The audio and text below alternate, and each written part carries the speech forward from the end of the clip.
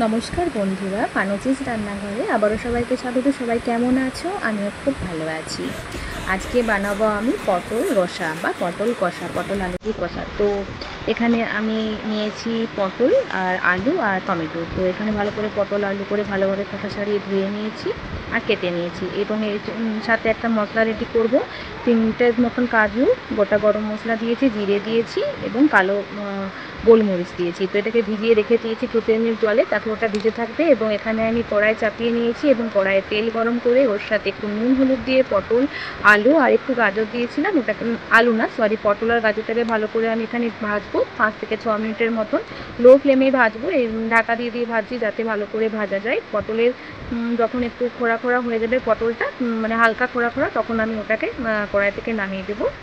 তো গরমে এই সবজিগুলো এখন চলছে। তো যাই হোক, পটল রসা, পটল যেহেতু নিরামিষের দিনে একটু প্রবলেম হয়, তো তার জন্য আমি পটলটাকে এরকম করে বানিয়েছি। এটা এইরকম রেসিপিটা বানালে ভাত রুটি সবার সঙ্গে খুব ভালোভাবে চলবে এবং খেতেও ভালো লাগবে।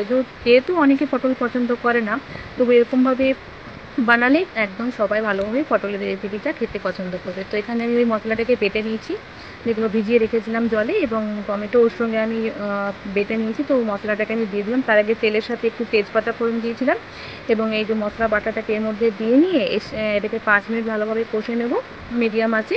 এবং ওর সাথে আমি এক এক করে সব ঘরোয়া মশলাগুলো দিয়ে দেবো, যেমন নুন দেবো ছোটো চামচে 1.5 চামচ, হলুদ, জিরে গুঁড়ো, লঙ্কা গুঁড়ো, ধনে গুঁড়ো সব একসঙ্গে দিয়ে পরে লাস্টে একটু চিনি দিয়ে খুব ভালোভাবে আমি কষবো মশলাটাকে।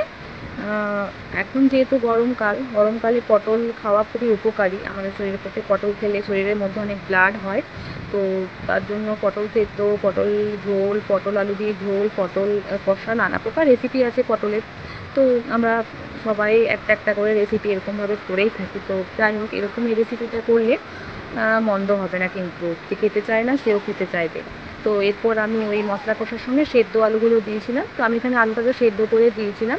তো আপনারা চাইলে আলুগুলো ভালো করে ভেজে নিয়েও করতে পারেন, সেটা আপনাদের ইচ্ছে। তো আমি এখানে মশলাগুলোর সাথে আলুগুলো খুব ভালোভাবে কষা হয়ে গেলো, এবং একটু ওই জল দিয়ে দিয়েছি। এরপর জল দিয়ে 2-3 মিনিট ফুটলেই এটাকে আমি পটলগুলো এর সাথে অ্যাড করে নেব। এবং এই পটলটাকে খুব ভালোভাবে অ্যাড করার পর আমি আবারও লো আছে ভালো করে পটলের সাথে আলু আর মশলাগুলোকে কষে নেব, এবং তারপর আমি এটাকে নামিয়ে দেবো। এর সাথে দেখুন আমি কোনো অতিরিক্ত মশলাও অ্যাড করিনি, যেহেতু নিরামিষ। তো ওই যতটুকু বাটা মশলা দিয়ে আমি করেছি। তো আমার এখানে হয়ে গেল 2-3 মিনিট ফোটার পর। এবার আমি নামিয়ে দিলাম। দেখুন কি সুন্দর লাগছে দেখতে না?